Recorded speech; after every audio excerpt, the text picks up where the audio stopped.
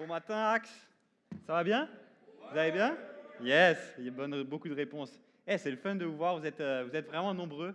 C'est toujours avec grande joie que je viens vous voir sur le campus de Sherbrooke. On s'était vu en fin d'année dernière, puis ouais, j'aime ça être avec vous. On voit que c'est un campus qui va bien, qui avance, qui est dynamique, donc je suis toujours très heureux. Comme Myriam l'a dit, mon prénom c'est Thibaut. Je sais que pour vous c'est un peu bizarre, c'est encore un prénom français bizarre, mais je suis content d'être là. Soyez pas dérangés par mon prénom. Puis, je fais partie de l'équipe pastorale, comme dit à Magog, plus souvent. Et vous ne me connaissez pas tant que ça, alors j'aimerais un petit peu, pour m'introduire, vous raconter quelque chose d'un peu spécial sur moi.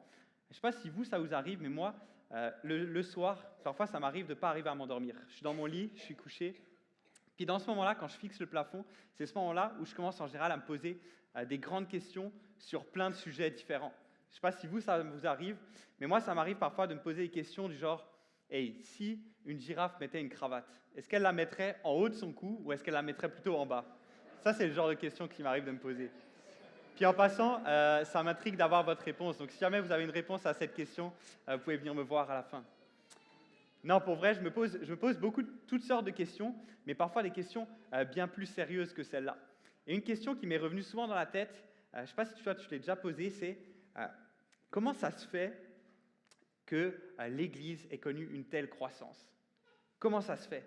Comment ça se fait qu'un mouvement qui soit parti de 12 disciples, 12 drôles de moineaux, d'après ce que nous dit la Bible, soit passé à la religion qui a le plus d'adeptes maintenant depuis 1700 ans? La Bible, c'est encore et encore le livre le plus vendu à chaque année. On considère qu'il y a plus de 4 milliards d'exemplaires de la Bible qui ont été vendus au cours de l'histoire. C'est énorme. Mais comment est-ce que c'en est rendu là? Comment ça se fait que les premières églises ont eu autant d'impact, une telle croissance pour qu'on en arrive là? Et qu'est-ce que ça a à nous apprendre à nous, Axe 21, ici à Sherbrooke, aujourd'hui, pour qu'on puisse avoir de l'impact, pour qu'on puisse rejoindre les gens? Et c'est pour ça que mon titre ce matin, c'est « Une église qui a de l'impact ». Et pour être sûr qu'on se comprenne, quand je parle d'église qui a de l'impact, je parle d'une église au travers de laquelle Dieu fait des disciples, au travers de laquelle il y a des conversions, des gens qui décident de suivre Jésus. Parce que c'est ça, Philippe nous l'a rappelé la semaine dernière, c'est ça notre mission première à Acts 21, c'est ça la mission première de l'église, de faire des disciples. Et je tiens tout de suite à préciser que je ne crois pas qu'il y ait une seule réponse, qu'il y ait un seul et unique élément qui explique pourquoi ça a autant explosé l'Église à cette époque. Je crois que c'est multifactoriel. Et je crois avant tout que c'est l'œuvre de l'Esprit. Mais l'Esprit qui agit dans l'Église va la diriger dans une certaine direction pour faire en sorte qu'elle ait de l'impact. Et c'est ce qu'on va voir ce matin. Je vais poursuivre la série sur les actes des apôtres qu'on a débuté maintenant il y a 3 semaines.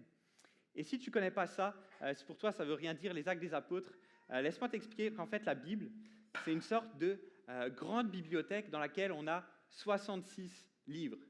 Mais ces livres-là, ils sont tous reliés entre eux et ils racontent tous une seule et même histoire. L'histoire de Dieu qui nous a créés, qui nous aime et qui veut nous sauver pour nous permettre de vivre une vie éternelle et heureuse à ses côtés. Et les Actes des Apôtres, c'est un de ces 66 livres, et c'est le livre en particulier qui raconte l'histoire du début du christianisme, l'histoire des premières églises, de comment la bonne nouvelle de Jésus, elle s'est répandue tout autour de la Méditerranée. Donc c'est là-dedans qu'on est en ce moment, c'est notre série qu'on suit ici à Actes 21, et moi je vais vous parler du deuxième chapitre de ce livre, donc Acte 2, qui parle de la naissance de la toute première église à Jérusalem, et des éléments qui caractérisaient cette première église et qui ont fait en sorte qu'elle ait eu cette croissance phénoménale. Donc on va voir 3 parties ce matin à mon discours. Il y aura d'abord, on va voir quelle est la composition d'une église qui a de l'impact. On va voir ensuite quelles sont les priorités d'une église qui a de l'impact. Et on verra enfin quelles sont les caractéristiques d'une église qui a de l'impact. Donc tout d'abord, la composition d'une église qui a de l'impact. De quoi est-elle composée? Une église qui a de l'impact, elle est composée d'hommes et de femmes qui ont été touchés par l'Évangile et qui ont ainsi reçu le Saint-Esprit. Une église qui a de l'impact, ce n'est pas une église avec un gigantesque bâtiment moderne. Une église qui a de l'impact, ce n'est pas forcément une église avec une organisation, une super organisation avec plein de programmes. Mais une église qui a de l'impact, c'est avant tout des hommes et des femmes qui ont été touchés par l'Évangile et qui ont ainsi reçu le Saint-Esprit. Et si pour toi, ça ne veut rien dire quand je parle de l'Évangile, je vais l'expliquer plus en détail dans quelques instants, mais considère que c'est la bonne nouvelle de ce que Jésus a fait pour toi, pour moi, pour nous tous. Pour ceux qui ont une bonne mémoire, vous vous souvenez peut-être de ce que Jasmin a dit il y a 3 semaines. Jasmin nous a partagé qu'une des principales actions du Saint-Esprit, c'est de nous donner le courage, de nous donner la puissance pour témoigner de qui est Dieu et de ce qu'il a fait pour nous. Et là, on va voir, et c'est exactement ce qui va se passer en fait dans le texte en Acte 2. Alors que l'apôtre Pierre, il vient de recevoir le Saint-Esprit, il y a une immense foule, bien plus grande que ce qu'on est ce matin, qui est devant lui. Et là, le Saint-Esprit va le pousser à témoigner, à faire un grand discours. Puis on n'aura pas le temps de lire ensemble ce grand discours ce matin, mais je me mets au défi de vous le raconter en 2-3 minutes. Je ne sais pas si vous savez, mais quasiment tous les pasteurs, beaucoup de pasteurs sont atteints par une même maladie. Malheureusement, à Magog, Hugo est touché, Nathan est touché, moi aussi. Puis je crois qu'à Sherbrooke, un peu moins, mais certains de vos pasteurs sont touchés de cette maladie. Cette maladie, c'est la tripartite aiguë. La maladie de faire des discours en 3 points, comme moi ce matin. Puis, en fait, cette maladie, elle sévissait déjà à l'époque de Pierre. Pierre aussi, dans son discours que je vais vous résumer, il avait 3 parties. Il a commencé d'abord par dire dans sa première partie quelque chose de vraiment bouleversant, quelque chose de totalement révolutionnaire. Ce que Pierre annonçait, c'est que tous les croyants peuvent recevoir et reçoivent le Saint-Esprit. Jusqu'à présent, il y avait juste quelques privilégiés qui avaient le droit de recevoir le Saint-Esprit, notamment les rois, les prophètes. Ce qui faisait que seule cette élite pouvait avoir un accès privilégié à Dieu, une relation privilégiée à Dieu. Pour tous les autres, pour se tenir vraiment dans la présence de Dieu, pour accéder à lui, ils devaient voyager jusqu'à Jérusalem, jusqu'au temple, pour pouvoir accéder à Dieu. Mais Pierre annonce que tout ça, c'est fini. Maintenant, il n'y a plus besoin d'être un pasteur pour avoir une relation privilégiée avec Dieu. Que tu sois un adolescent, que tu sois un enfant, que tu sois une personne âgée, que tu sois un homme, une femme, que tu sortes de prison ou que tu diriges la plus grosse business de l'Estrie, que tu aies grandi dans une famille chrétienne ou que tu sois là ce matin pour la première fois dans une église, Dieu veut déverser sur toi son Saint-Esprit. Et ainsi, au travers de son Saint-Esprit, Dieu il veut être à tes côtés à chaque instant de ta vie. Dieu veut t'accompagner à chaque instant de ta vie. Il veut être là pour t'écouter, il veut être là pour t'encourager, te soutenir, te réconforter, te parler. Lorsque tu lis la Bible, il veut te parler en t'expliquant qu'est-ce que ça veut dire. Il veut te parler en te donnant des rêves, des visions, en te donnant des paroles pour les autres.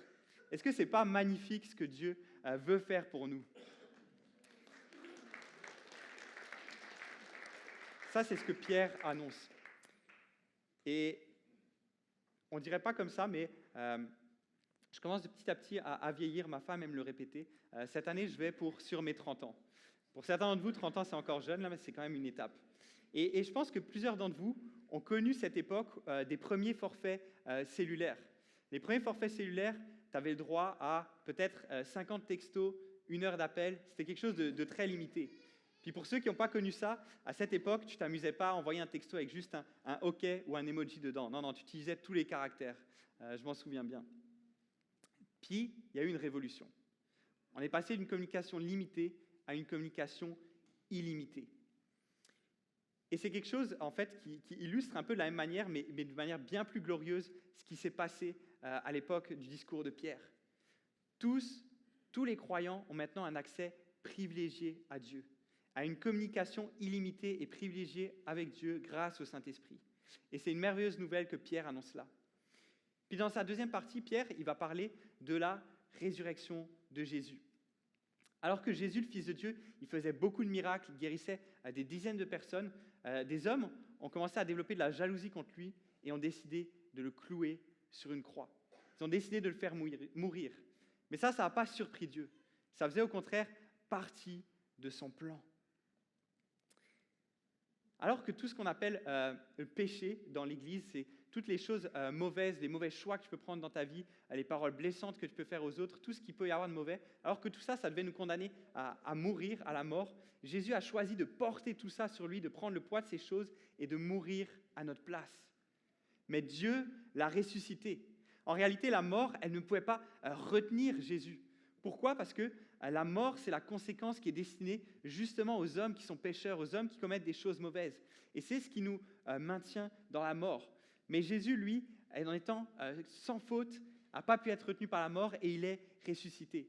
Et ça, ce n'est pas juste une belle chose que je vous annonce, en fait, c'est quelque chose qui est révolutionnaire pour toi et pour moi aussi. Pourquoi? Parce que si tu crois que Jésus est mort pour toi, qu'il est mort pour tes péchés, ben toi aussi, la mort ne pourra pas te retenir. Parce que tes péchés auront déjà été payés par Jésus. Et la mort n'aura plus de pouvoir sur toi et tu ressusciteras toi aussi si tu crois en Jésus. Quelle merveilleuse nouvelle que Pierre annonce. Et dans sa troisième partie, Pierre, il explique le lien de ces deux premières parties, l'envoi du Saint-Esprit et la résurrection de Jésus. C'est parce que Jésus est mort, qu'il est ressuscité et qu'il est maintenant au ciel, aux côtés de son Père, qu'il nous a envoyé le Saint-Esprit pour pas qu'on soit seul, mais pour que Dieu nous accompagne à chaque instant de notre vie. Quelle merveilleuse nouvelle, quel discours vraiment puissant de Pierre. Pierre a prêché ce qu'on appelle l'Évangile, la bonne nouvelle de ce que Jésus a fait pour nous. Et comment est-ce que la foule, elle va réagir face à ce discours? C'est ce qu'on va voir ensemble. Donc on va lire Acte 2, le verset 37. Donc ça va s'afficher normalement, Acte 2, verset 37. Après avoir entendu ce discours, ils eurent le cœur vivement touché et dirent à Pierre et aux autres apôtres, « Frères, que ferons-nous » Qu'est-ce qui se passe quand l'évangile, la bonne nouvelle de Jésus, est proclamée? Ce qui se passe, c'est que les cœurs sont vivement touchés. Les personnes sont profondément impactées par ce message. Pas toujours, pas tous, parce que Dieu nous laisse libres de nos choix, nous laisse libres de nos croyances. Mais lorsque tu saisis vraiment ce que Jésus a fait pour toi, tu ne peux pas rester insensible face à ce message. Et peut-être que certains d'entre vous ici ce matin, jusqu'à il y a quelques semaines, tu ne te décrirais pas comme chrétien, tu ne te considérais pas comme chrétien, mais que tu as vécu quelque chose, une expérience un peu similaire à ce qu'ont vécu cette foule. Tu as été profondément touché par qui est Jésus, par ce qu'il a fait pour toi. Tu as un feu qui brûle en toi et tu dis, mais c'est quoi la suite? Qu'est-ce que je dois faire maintenant? Et Pierre va donner la réponse à cette question. Mais avant ça, je veux m'adresser à toi, si tu es chrétien depuis plusieurs années. As-tu encore le cœur qui est vivement touché par cette bonne nouvelle de ce que Jésus a fait pour toi? Ou est-ce que, au fur et à mesure des années, tu as une couche de glace qui s'est formée autour de ton cœur, qui est rendue dure face à cette bonne nouvelle? On ne devrait pas rester insensible face à cette nouvelle qui est aussi incroyable, face à l'événement le plus incroyable que l'histoire ait connu. Donc si c'est le cas pour toi ce matin, demande à Dieu de faire fondre cette couche givrée sur ton cœur, de venir réchauffer à nouveau ton cœur par cette chaleur de l'Évangile.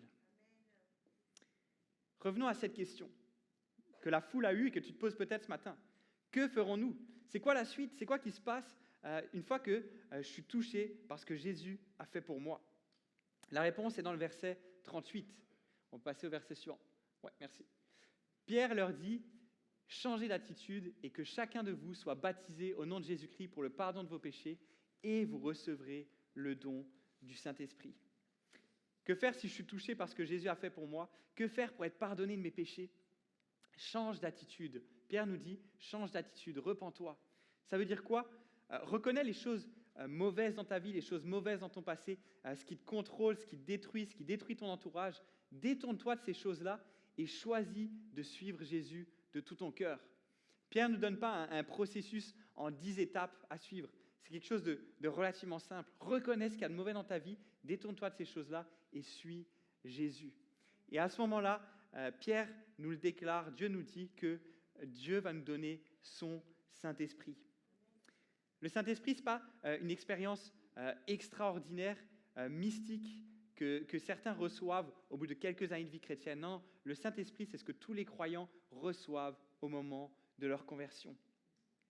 Et si tu es là ce matin et tu as été touché dans ces dernières semaines, dans ton cheminement personnel avec Dieu, dans tes lectures ou au travers d'Actes 21, si tu as été touché par ce que Jésus a fait pour toi et que tu as décidé de vouloir le suivre, ou alors que tu te questionnes, est-ce que je veux vraiment suivre Jésus? Est-ce que le baptême, c'est fait pour moi? Si tu te poses toutes ces questions, je t'invite à aller voir Corentin ou Marc de Rosé ou moi à la fin de la réunion avec toutes ces questions-là par rapport au baptême. On veut en jaser avec toi, on veut t'accompagner dans ton cheminement avec Dieu. Le baptême, ce n'est pas ce qui va te sauver. Le baptême, ce n'est pas ce qui va te permettre de recevoir le Saint-Esprit, mais c'est vraiment une déclaration publique qui accompagne ta conversion. C'est ce qui vient naturellement avec ta conversion. Donc si tu te poses des questions dans ton cheminement avec Dieu, n'hésite pas à me voir ou voir un des leaders ici à Acts 21, parce qu'on veut t'accompagner dans ton cheminement avec Dieu. Et je reprends notre lecture d'Acte 2 au verset 41. Donc le verset 41. Ceux qui acceptèrent sa parole furent donc baptisés, et ce jour-là, le nombre des disciples augmenta d'environ 3000 personnes. 3000 personnes. Et il s'est passé quelque chose d'extraordinaire cette journée-là suite au discours de Pierre. Il y a eu une réaction qui est vraiment explosive. À part JF, je ne sais pas s'il est là dans la salle ce matin, mais à part JF qui s'occupe habituellement du montage vidéo des témoignages des baptisés et qui lui capoterait, je pense qu'à part lui, on serait tous excités de voir 3000 baptêmes qui auraient lieu bientôt ici à Sherbrooke. 3000 personnes. C'est plus de disciples en une seule journée que pendant tout le ministère terrestre de Jésus. Oui, beaucoup de foules suivaient Jésus, mais au final, peu étaient des réels disciples, peu sont restés à la fin. Et c'est sûrement ce que Jésus avait en tête lorsqu'il disait à ses disciples qu'il ferait des choses encore plus grandes que lui, en Jean 14, 12. Ça ne veut pas dire que Pierre est plus puissant que Jésus, loin de là, mais en fait, ce que ça veut dire, c'est que maintenant que l'Esprit est donné, il y a toute une envergure dans la réception de la bonne nouvelle. Ces 3000 personnes vont constituer la toute première église de l'histoire. Une église qui va avoir un profond impact. Donc de quoi est constituée une église qui a de l'impact? D'hommes et de femmes qui ont été profondément touchés, impactés par le message de l'Évangile et qui ont reçu le Saint-Esprit. Et qu'est-ce qu'ils vont faire, ces croyants qui constituent la première église? Quelles vont être alors leurs priorités en tant que croyants, en tant qu'église? C'est ce qu'on va voir dans cette deuxième partie, les priorités d'une église qui a de l'impact. Et pour ça, on va lire le verset 42 qui nous décrit justement quelles étaient les priorités de cette église. Acte 2, verset 42. Ils persévéraient dans l'enseignement des apôtres, dans la communion fraternelle, dans la fraction du pain et dans les prières. Ce verset, c'est vraiment un beau résumé de la vie de l'église de Jérusalem. Il nous révèle quelles étaient leurs priorités et qui ont fait en sorte que c'est devenu une église qui a eu un impact incroyable. Cette phrase, elle est vraiment courte, mais elle est aussi très riche. Regardez comment ça débute. Ça débute en disant « ils persévéraient ». Une autre manière de traduire ça, c'est de dire « ils se dévouaient ». C'est une manière encore plus proche du texte original grec. Les premiers chrétiens se dévouaient vraiment à ces quatre choses. Ils s'adonnaient à ces quatre choses. Et en réalité, c'est le fait qu'ils aient reçu le Saint-Esprit en eux, c'est le Saint-Esprit en eux qui les poussait, qui les dirigeait vers ces quatre choses. Et toi aussi, si tu as cru en la bonne nouvelle, si tu as reçu le Saint-Esprit, tu vas dévouer à ces quatre choses. Ces quatre choses vont devenir une obsession pour toi. Pas parce que je te le dis, pas parce que c'est écrit, mais parce que le Saint-Esprit va te pousser vers là, parce que ça va devenir naturel. Et je veux vraiment que tu réalises ça. Alors que je vais détailler dans quelques instants ces quatre choses, je veux que tu comprennes que je ne suis pas en train de te faire ce matin une to-do list. Je ne suis pas en train de te faire une liste d'épicerie Costco qu'il va falloir que tu coches cette semaine. Je suis en train de te déclarer ce que le Saint-Esprit va produire naturellement en toi. Et si ce n'est pas encore le cas, je t'invite à cesser de freiner, à cesser de retenir ce que le Saint-Esprit veut faire dans ta vie. Laisse-le agir.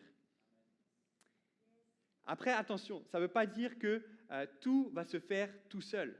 Je vous rappelle qu'il y a écrit « il persévérait » ou « il se dévouait ». Puis je ne sais pas pour vous, mais quand moi je vois ça, je vois les gouttes de sueur qui perlent sur le front des premiers chrétiens qui vraiment persévéraient à vouloir garder ces quatre piliers au centre de leur vie et au centre de la vie de leur Église. Mais c'est quoi ces quatre priorités de cette première Église qui ont fait en sorte qu'elle a eu autant d'impact? La première chose, c'est l'enseignement des apôtres.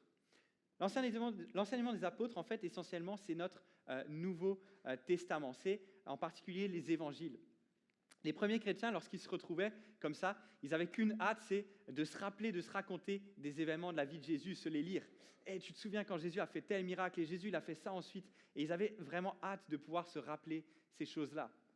Le deuxième pilier, c'est la communion fraternelle. Ils se dévouaient les uns aux autres. Il y avait un véritable amour entre eux. Ce n'était pas quelque chose de fake. Il y avait vraiment une relation harmonieuse, toute une unité, parce qu'ils avaient accepté Jésus et parce qu'ils avaient le même esprit qui était en eux. La troisième chose, ils persévéraient dans la fraction du pain. La fraction du pain, c'est ce qu'on appelle communément ici à Actes 21, la communion. Le fait de prendre un repas ensemble pour se rappeler ce que Jésus a fait pour nous, se rappeler le fait qu'il est mort et ressuscité pour nous. Et la quatrième chose, ils persévéraient dans les prières. Autant qu'ils soient seuls chez eux ou en groupe, ils priaient lorsqu'ils se retrouvaient.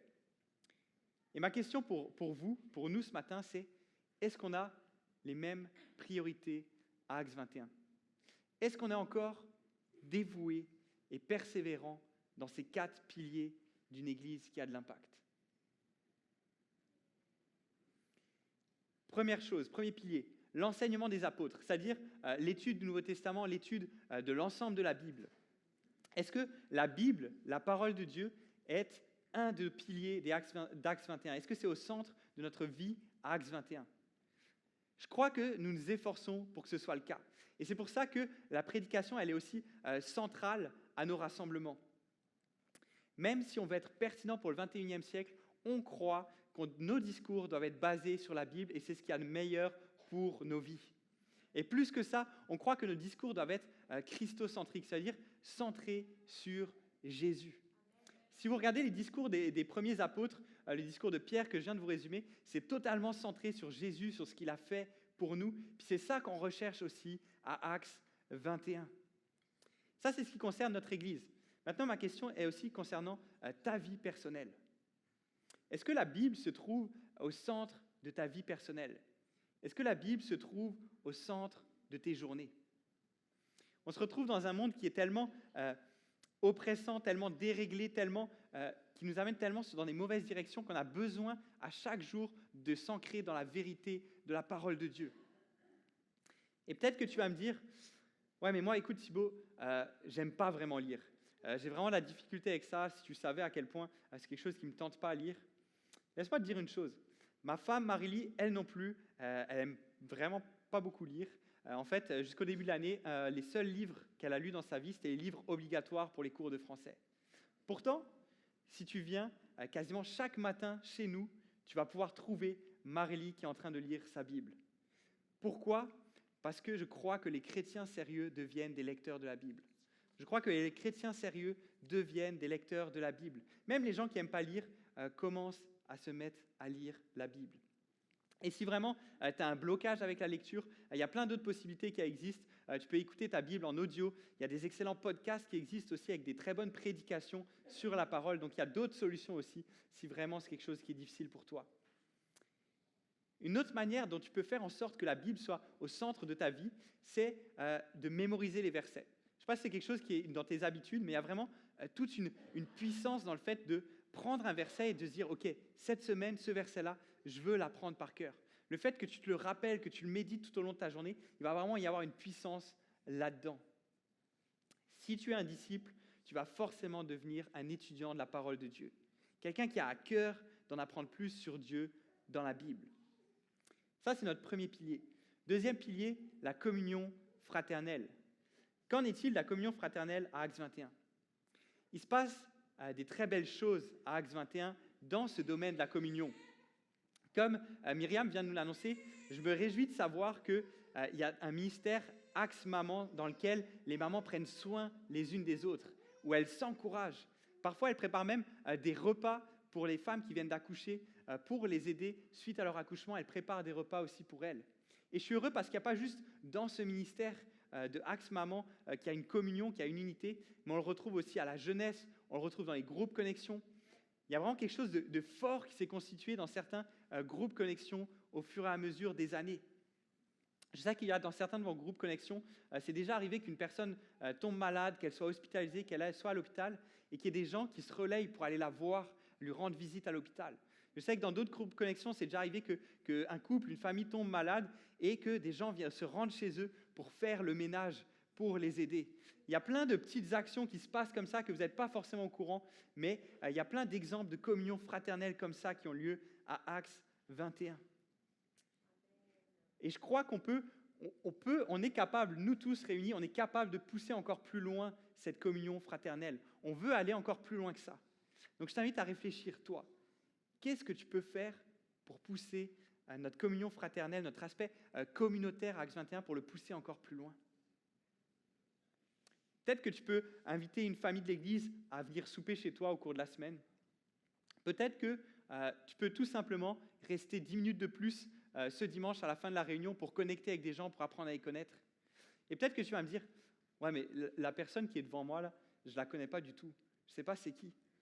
Mais peut-être qu'elle non plus, elle ne connaît personne. Donc, je t'invite à prendre courage, à faire le premier pas, à aller faire connaissance avec elle. Le troisième pilier. Qu'en est-il de la fraction du pain, de la communion, du repas du Seigneur à Acts 21 ?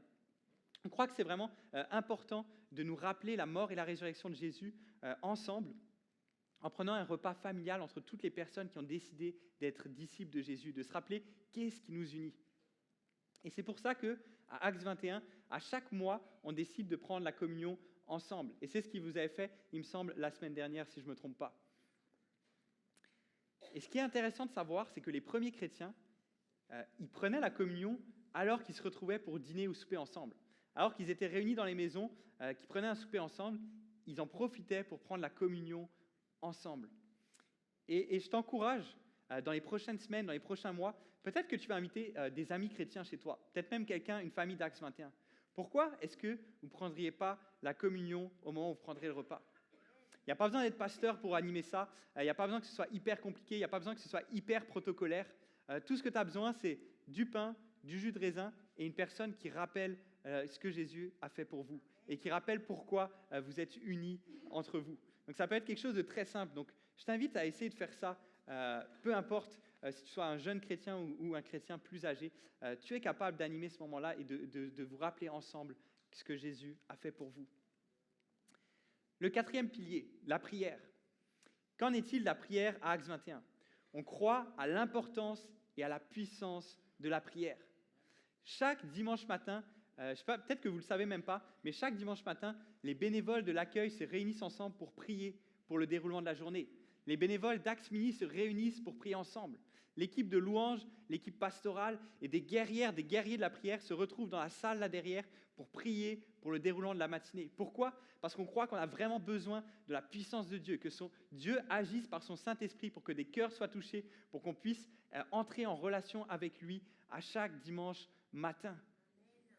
Et vous tous, on vous encourage à prier aussi pendant notre temps de louange, pendant le temps de musique, de louange qu'on vient d'avoir tantôt et qu'on aura encore après. C'est aussi un temps pour que tu puisses t'adresser à Dieu.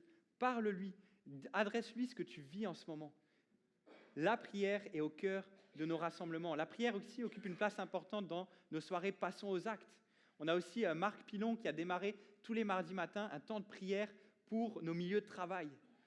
On a vraiment beaucoup d'occasions dans lesquelles la prière occupe de la place ici à Acts 21. Et je crois que ça pourrait encore prendre plus de place.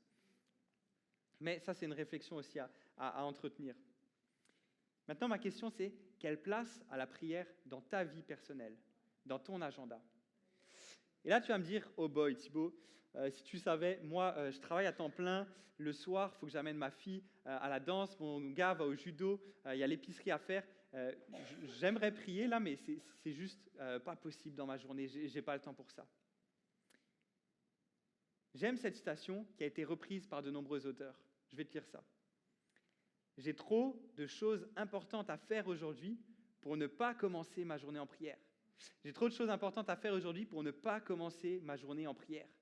C'est justement parce que tu as plein de choses à faire et que ces choses, elles sont importantes que tu as le besoin de pouvoir remettre tout ça à Dieu. Demander à Dieu qui t'accompagne et qui te donne de la réussite dans cette journée-là.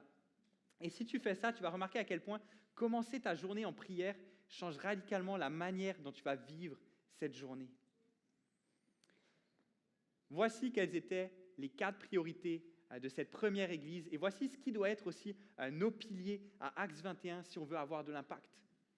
L'étude de la Bible, la communion fraternelle, la communion ou le repas du Seigneur et la prière. On arrive à notre dernier point. Les caractéristiques d'une église qui a de l'impact. Il y a 2 choses qui caractérisent vraiment les McDonald's. Les McDonald's se caractérisent par leurs burgers et par leurs frites.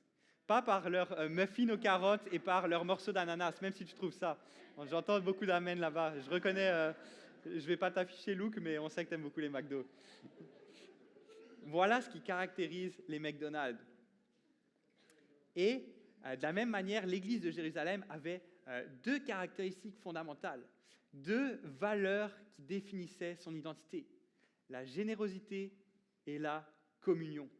Et c'est vraiment les 2 choses au cœur de l'identité de cette église qui a eu un impact incroyable. En fait, à cette époque, tu te serais baladé dans Jérusalem et tu serais allé interroger un habitant de Jérusalem, un Jérusalémois ou Jérusalémien ou peu importe. Tu serais allé le voir, puis tu lui as dit « Hey, cette gang-là qui se disent disciples de Jésus, si tu devais me les définir en 2 mots, tu dirais quoi ?» Il y a de grandes chances qu'il t'aurait dit quelque chose qui ressemble à générosité et communion. Et on va voir cette première caractéristique, la générosité, au versets 44 et 45. Donc je vous lis ça, les versets 44 et 45. Tous ceux qui croyaient étaient ensemble, ils avaient tout en commun, ils vendaient leurs propriétés et leurs biens, et ils en partageaient le produit entre tous en fonction des besoins. Quelle générosité débordante dans cette communauté. Le texte nous dit qu'ils avaient tout en commun. Et là, vous allez me répondre, ouais, Ben Thibaut, c'est bien beau tout ça, mais c'était il y a 2000 ans. Nous, on vit en 2024, on n'est plus dans la même société. Tu as raison.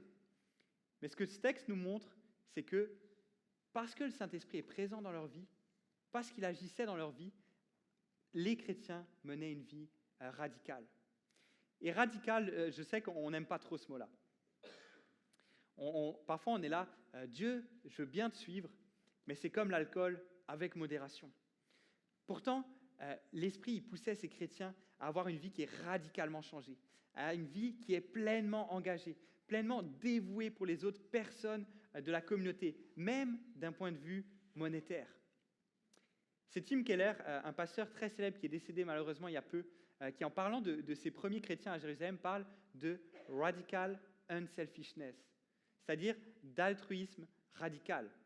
Alors qu'aujourd'hui on a tendance à dire alors ça c'est ma maison, j'ai travaillé fort pour l'avoir. Ça c'est mon temps personnel, je l'ai mérité, j'ai travaillé fort. Ça c'est à moi, c'est tout ce qui me concerne, c'est personnel et je l'ai mérité, c'est privé.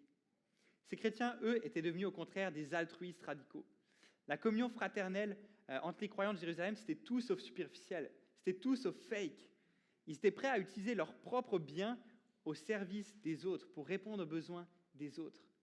Et toi et moi et nous, est-ce qu'on valorise plus notre confort personnel ou le bien commun?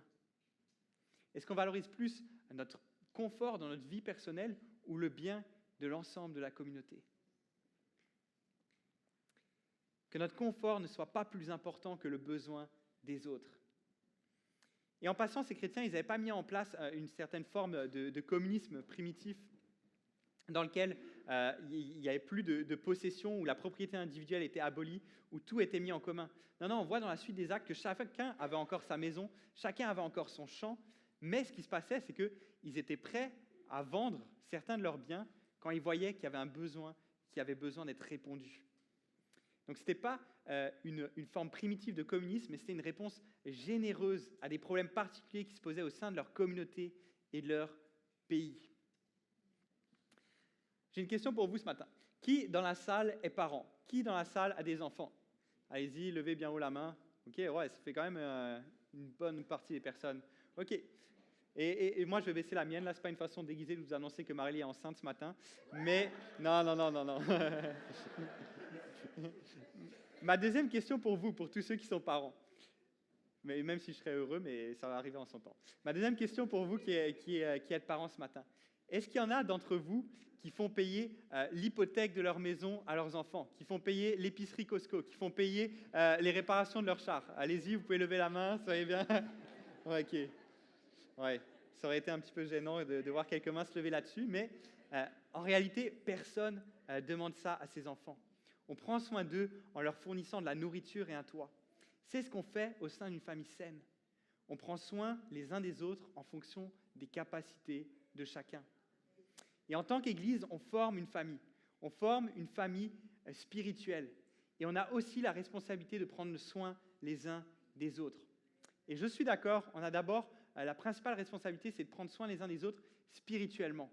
Ça, c'est ce qui arrive en premier. Mais on a aussi, dans une certaine mesure, la responsabilité de prendre soin physiquement et monétairement, parce que c'est ça qui se passe dans une famille saine. Et en passant, le but, ce n'est pas que les personnes les plus riches de notre Église fassent vivre les personnes les plus pauvres. Paul a dénoncé cela dans l'Église de Thessalonique. Il y a des gens qui s'étaient dit hey, « c'est bien beau ce système d'aide dans l'Église, ça marche bien. Pourquoi on ne s'arrêterait pas puis on ne profiterait pas un peu du système ?» Mais Paul dénonce ça. Donc, ce n'est pas ça que je suis en train de dire ce matin. Mais on est là pour prendre soin les uns des autres. On voit que la générosité était au cœur de l'identité de cette Église. Les gens, ils ne traitaient pas leurs biens comme si c'était quelque chose qui leur appartenait, mais ils se souvenaient que tout ce qu'ils avaient venait de Dieu. Tout ce que tu possèdes, ultimement, c'est Dieu qui te l'a donné.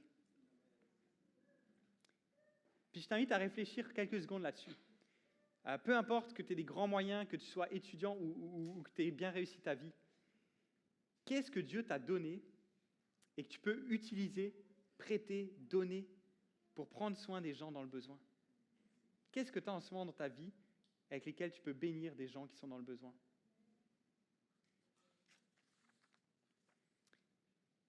Et concernant Acts 21, concernant notre Église, qu'en est-il de la générosité à Acts 21? Alors qu'il y a un bon nombre de familles qui sont dans la ville de Sherbrooke, en Estrie, qui ont des difficultés financières, est-ce qu'on est reconnu pour notre générosité?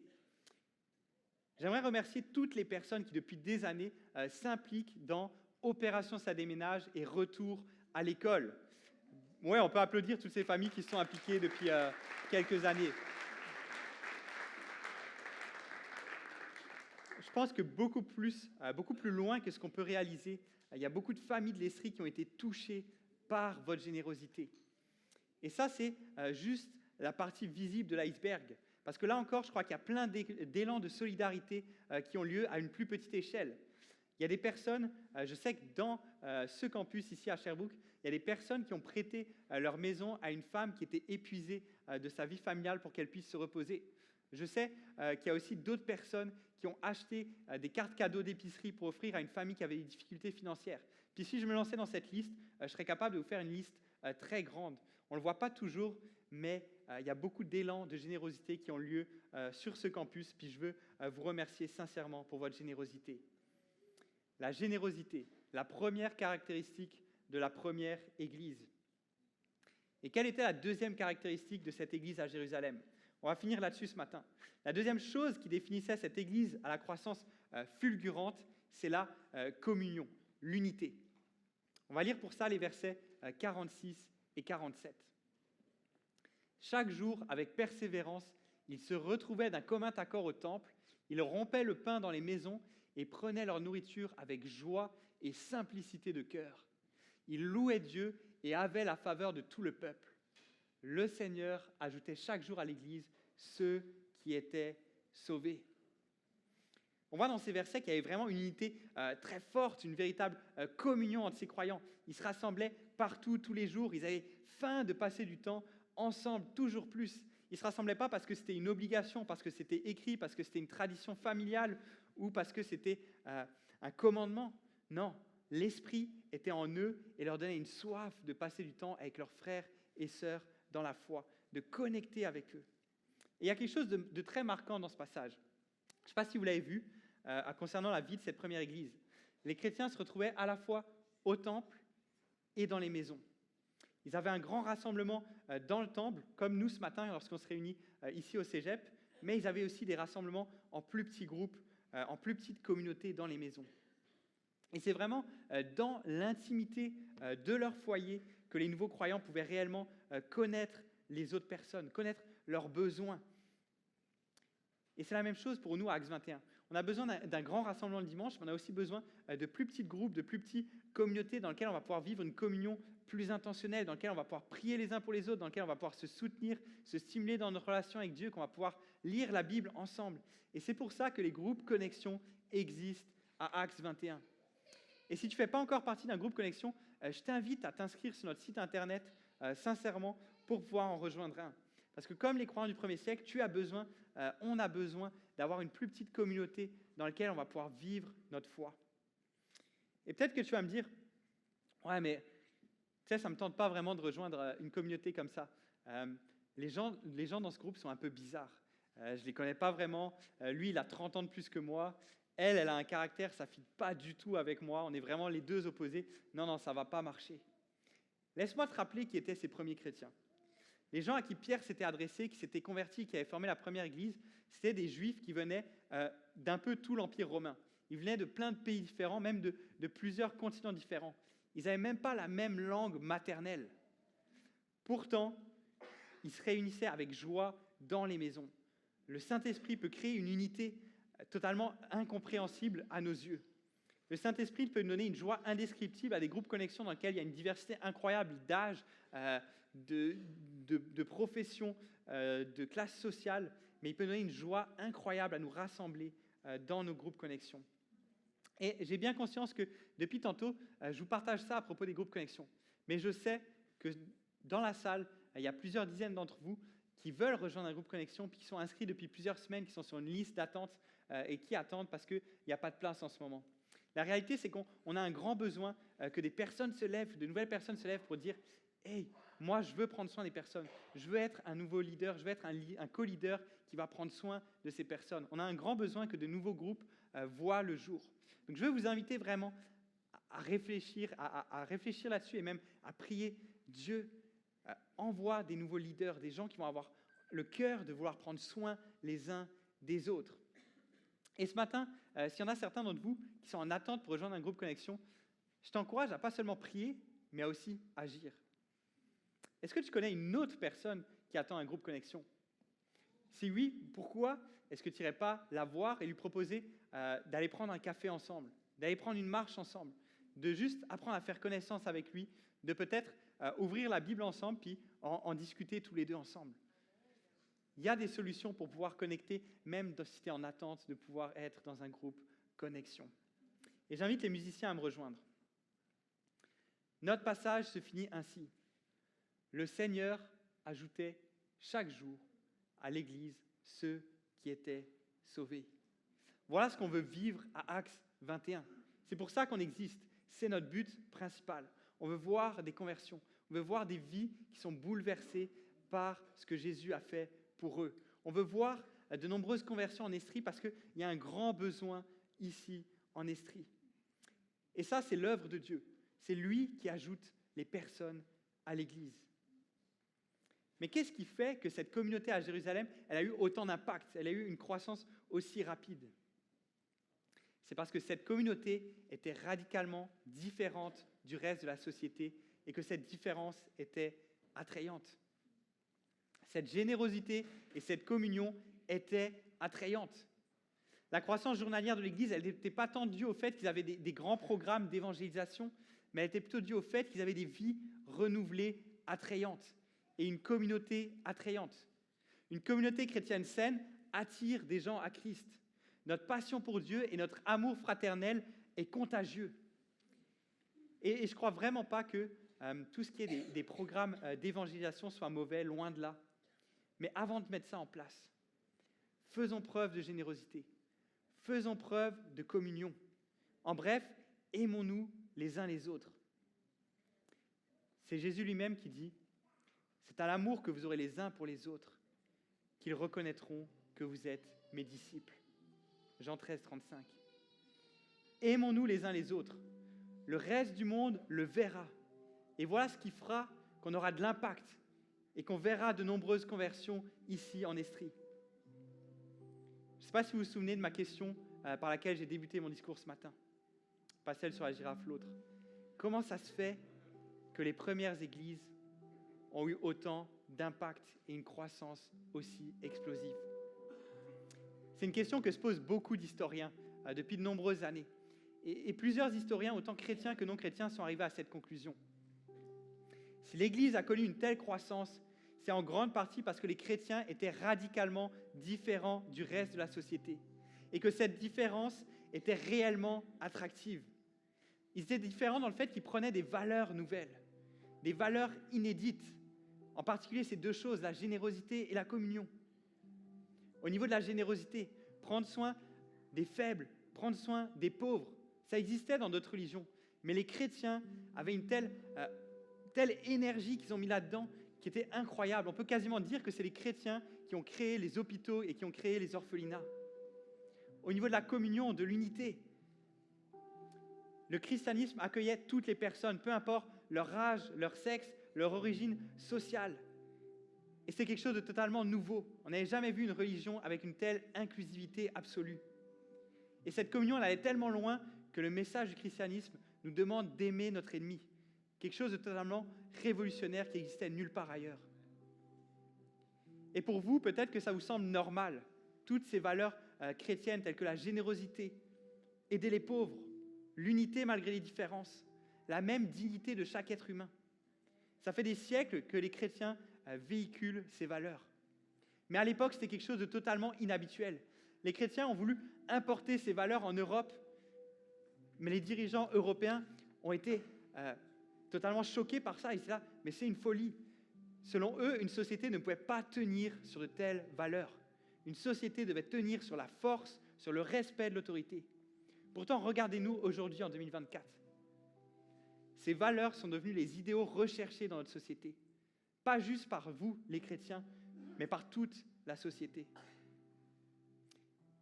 Peut-être que tu es là ce matin, ou peut-être que tu nous écoutes en ligne, et que tu trouves beaux ces idéaux chrétiens. Ça t'attire. La générosité, la communion, l'égalité. Mais que tu ne crois pas forcément à ce que dit le reste de la Bible. Toutes ces histoires, tous ces miracles, Jésus mort, Jésus ressuscité. Est-ce que tu peux rechercher les idéaux chrétiens sans croire tout ce que le reste de la Bible dit? Bien sûr, tu es libre de croire ce que tu veux. Mais je t'encourage à réfléchir à pourquoi ces idéaux si bons ont vu le jour. Pourquoi ces idéaux sans précédent sont apparus dans l'histoire? Ce n'est pas les chrétiens qui se sont réunis un jour, ils sont assis ensemble et ils ont dit « Ok, à partir de maintenant, on va être les gens les plus nice que l'histoire ait jamais connus. » Ce n'est pas comme ça que ça s'est passé. Ces idéaux ont vu le jour parce que Dieu s'est donné lui-même pour nous. Parce que Jésus est mort à notre place. Et c'est une réalité qui est fabuleuse. Il n'y a jamais eu ce tel message dans aucune autre religion que le Dieu Tout-Puissant, qui a tout créé, celui qui dirige tout, celui qui est la réalité la plus grande qui puisse exister, a décidé de devenir faible, de se donner lui-même, de mourir pour nous, d'abandonner sa gloire et de mourir pour nous sauver. Le grand et glorieux Fils de Dieu, Jésus, est devenu un faible bébé.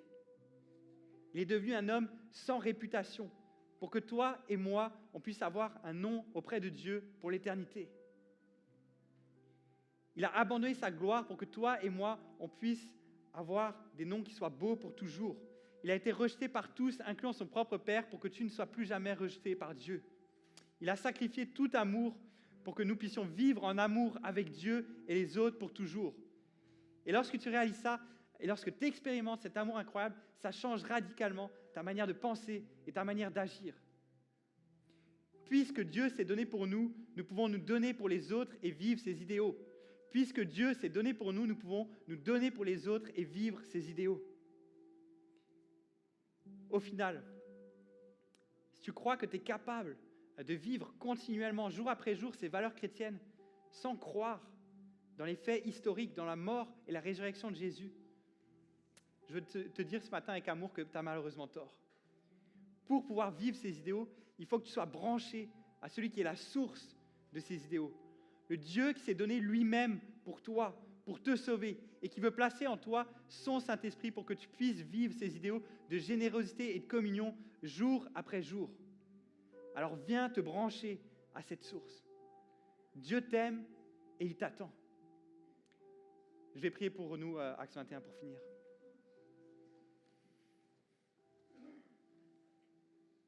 Seigneur, on te demande de faire d'Acts 21, une église qui a de l'impact. On ne veut pas être une église qui a de l'impact pour être une église qui est reconnue, une église qui est haute, mais on veut être une église qui a de l'impact parce qu'on veut voir des conversions. On sait que des gens ont désespérément besoin de toi autour de nous. Des gens souffrent dans leur couple, souffrent au niveau économique. Des gens ont tout ce qu'il faut dans leur vie, mais il leur manque quelque chose. Ils ne trouvent jamais une joie qui peut durer, une joie qui est durable, une paix profonde. Les gens souffrent de ne pas te connaître. Alors Seigneur, on t'implore de venir utiliser Acts 21, de venir utiliser d'autres églises pour qu'on puisse voir des conversions ici en Estrie. On te prie Seigneur pour que ce message de l'Évangile vienne encore nous toucher, vienne encore venir profondément nous impacter, même si on est chrétien depuis de nombreuses années. On prie que ton Saint-Esprit puisse venir transformer encore radicalement nos vies. Qu'on ait des vies qui soient attrayantes, qui soient caractérisées par la générosité et la communion. Alors montre-nous comment tu veux que cette générosité et cette communion s'appliquent dans nos vies et ici à Acts 21. Et que tout ça soit attrayant et contagieux pour que ça attire des gens auprès de toi. C'est dans ton précieux nom qu'on t'a prié, Jésus. Amen. Bon matin, Axe.